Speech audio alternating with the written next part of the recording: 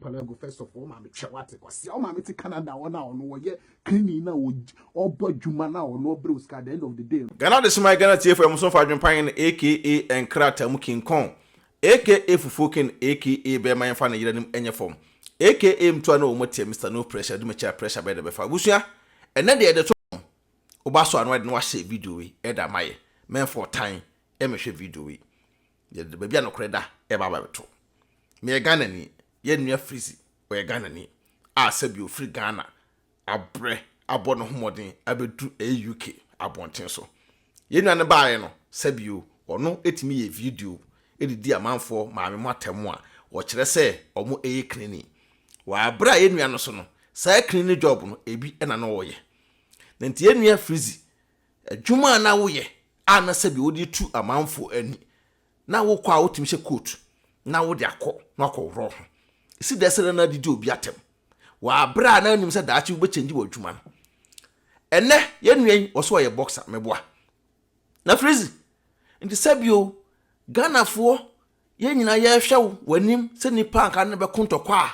sabi nipa ne ho odin no nti ntokwa Foofole we na akokontokwa woni odi edwa ya somu abusua hwe broni ya woda hoyi aye nuen so na kontokwa broni ya oda hoyo ye nuen so na kontokwa ababi ofiri light ni ho so bi ofiri light no so ni ho enso timi nyankwa ebedu UK abonten so na babi ofiri light no na enso ni ho mpo no ena na odo bi cleaning work ebetwa na mpoa Freezy oso ba UK no wonya dai onna true meka watch us dream congratulations why are there pa babusua ye nwan wasa Freezy ho nya den Freezy hu nya den hwe de we video we twagui wo da wa ye din na hwe nti wei ahode be na kita ye nua wi Freezy mi amekra ntokwa ma wo mekra ntokwa ma wo na sabio training a wa ya akase nyina anne ama tio ama fo si tusuma trim nya ode bra because o ma trim ode bebre ba o ya akọ the next fighter o mabu akun because we Freezy we the we out to bro no okra wo nya ade me kan okra da kyerɛw all the way otu bro ba kuna e pafa akwa no ko ho no ma show fight ni e pa nti wei me kyerɛkyerɛ mu akyerɛw na kwatena back na wa hwɛ video na ye na amanfo ye na congratulations ye nyina ye ka bi kyerɛw no as a Ghanaian no bro wa nya ade because akwa we pa wa buru na wonum tobetobe na say Freezy na me kro beto abo na say we de me kro betimi abo enam na to fo mo we me Adwenepahene me metimi abo ama biaka training a waye akase training a waye nyina no ena wei ena wo so ho odin no ena ode ti UK a wudwa wonum sam no kwakojo bi ge wa wunim na ma akwa ba jo ge no wa ukra kenye na wonya din Freezy training ye u trainer no won training ye because the way how to blow no all set kwa no afa Foofole wa afa ntokwa no fofo ti na ukra wo sere o say duru abi na akwa no po akwa na esero because the way how to bro no on say wo hia bro ni bi a what training to say wa Freezy ko be ball party ko be ball one touch e ma tire mo nya ode afei na wo start akansie no wonya nru ba bi a uswa wa agronum enu tem ko fa we bra because wo ko no o management team no enkra me Adwenepahene me saka no say ese Ghana for support enti no ye ko fa we de bra say on ne kokon na wa hwa akwa yo gina ho ya wo Freezy nti wani agi nti ye ode so abo akwa we menua ye ode pass wa abo akwa we na akwa we de say Freezy wa anko rank nim kura ka betin do ano ya no abo no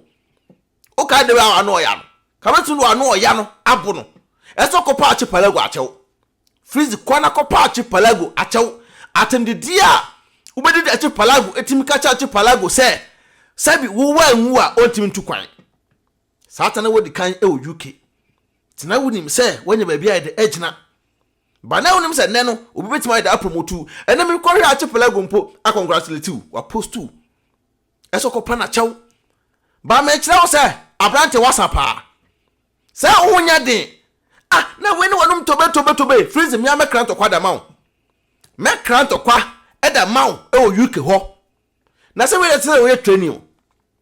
bro wait is the way training afraid na say ultimate training ye the way to sa no me say asa okun fitire asa the way akon to kwan onya professional asa the way abufuo bi wo mu asa abufuo bi wo mu asa akofo oba bi na so oba ato akoma o sese yo na abufuo bi wo mu na asa wodi dabi tiew open to kwapa open to kwapa on ya study ade obi won pa won training yo obi o ye training ne da ba nipa no the way obesia aponche wo no we wan ponche akwa no yehu ya say the win amount we me nua Ghana ni wan ponche akwa no we wan win ulusu ye ulusu totally because the way I was kwa akwa so gidigidi no minim nipa o kire o training o minim nipa o training ti we na wo so la wo na no we na wo so le na wo chase dream no we the dream we the bro yero ho pa na nya nuru ba bia Adwenepahene say jiro ho na nuru ba bia because wasapa say wonim to kwako na me nya nto boase ko hwe o game no nyina miss na bra we pa bro me na me kan okroda kire wo kwana ko yo homework yie nya sa the next fight bi abko bia no sa Ghana fo na ene omo yo yodwom bobo no sa Ghana fo na ene be san ba bonta be ka cho say wasa ba na me ka kire wo say wasa pa wako se broni we ya wa se bi konkonti ba hwe bibini hwe body kita what training ama body aye ba we se prenkensima what training ama body aye ba we se atwera wawu ama ne body atenchene na wo ne broni we ya we konkonti ba kokon ahwini a wani age na wo ba UK se woni abrofo tra we na ebe kontokwa because me hwa picture bia na ukuta eye shovel ana wo ye machine work me so wow apprenti wa brepen me my machine work ni bida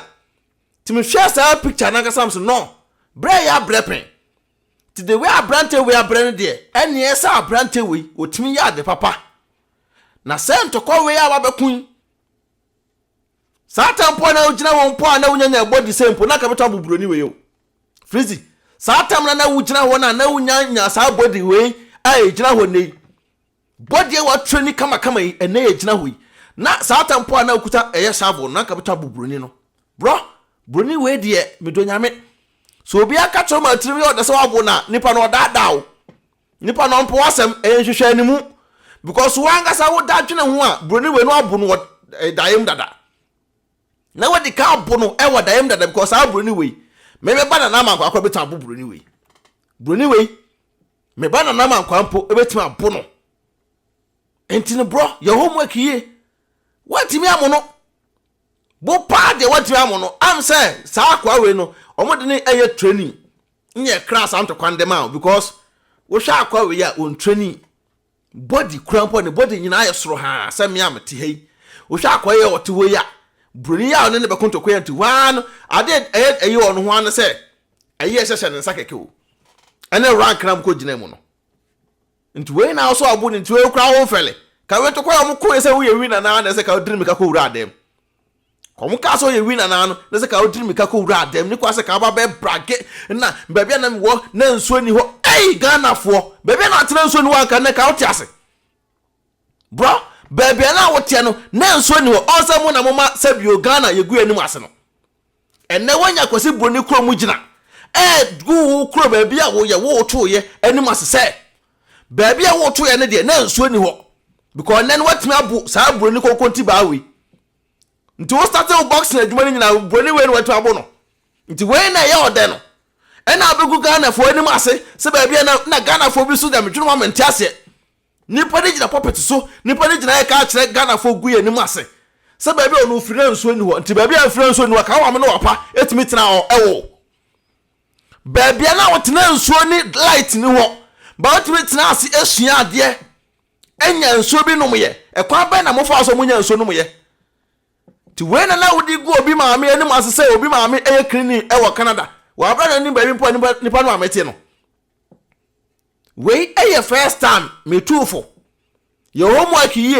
afi na ba fimani ahwe o training awo ye because training awo ye kura no wo bo ho modene ese ntokwa na akoko ye no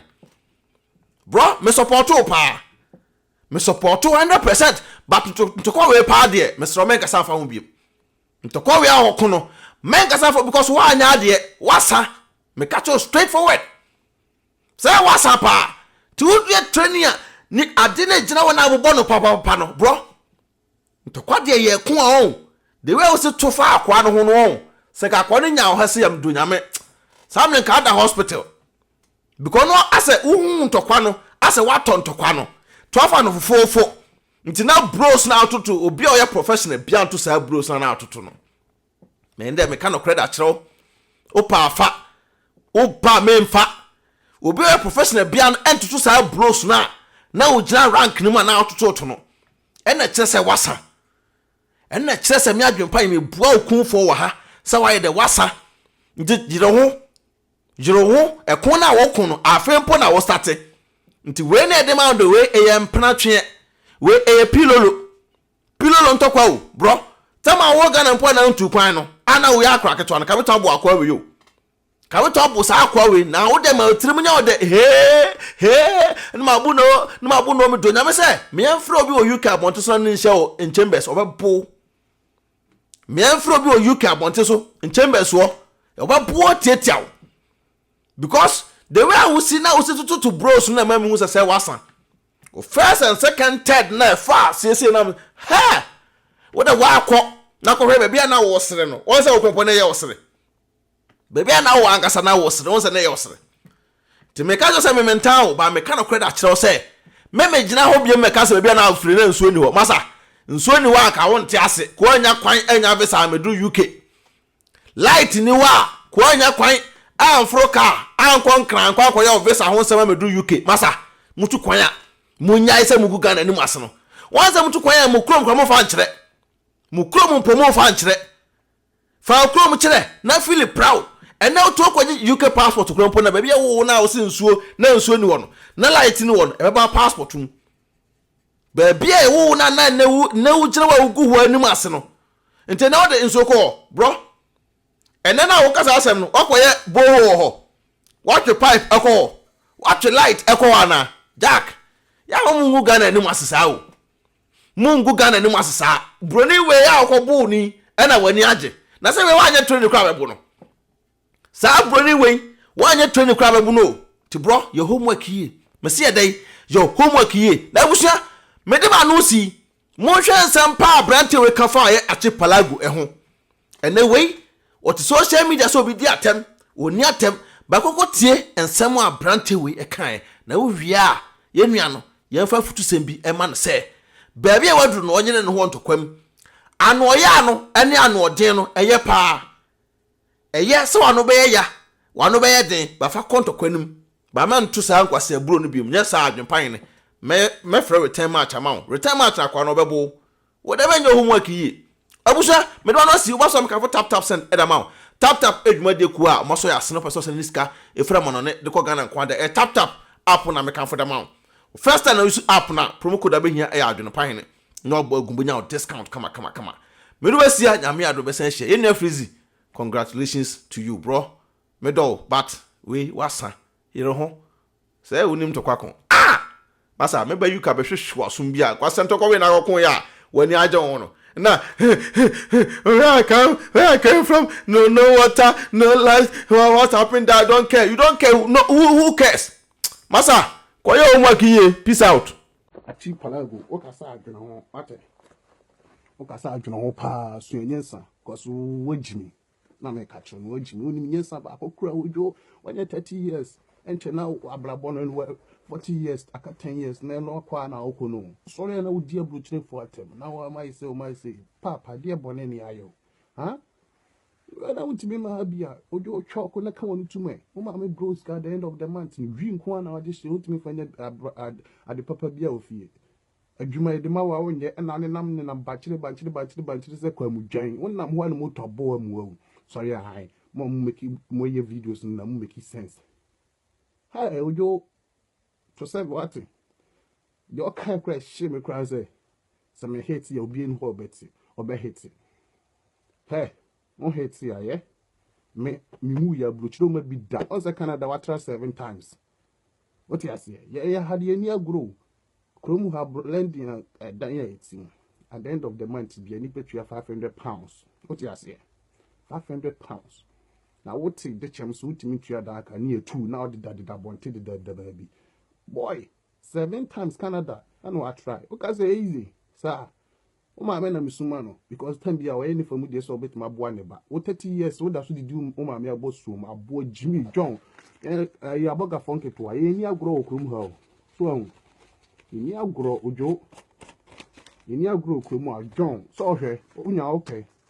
boa punch see your guy to say so na okay for video nya credit one CDB o shit na e ka kwes na de ko credit go phone so na wu Jimmy na keka video keka nkwasi asem kire aboga for samu kopimi ana makacho no discount on wo yen lie what you say me ye me lie dia we ye na me time kra na me ma ba be ko akopio China fui o dem me twa o pride see Jackson Freezy Macbonɛs punching Adwenepahene otwa supre kwabrafo waye kwa bibrim han bafo otwa burumu wode putupuriye buraburu ma mansan wo fufuo tom tibi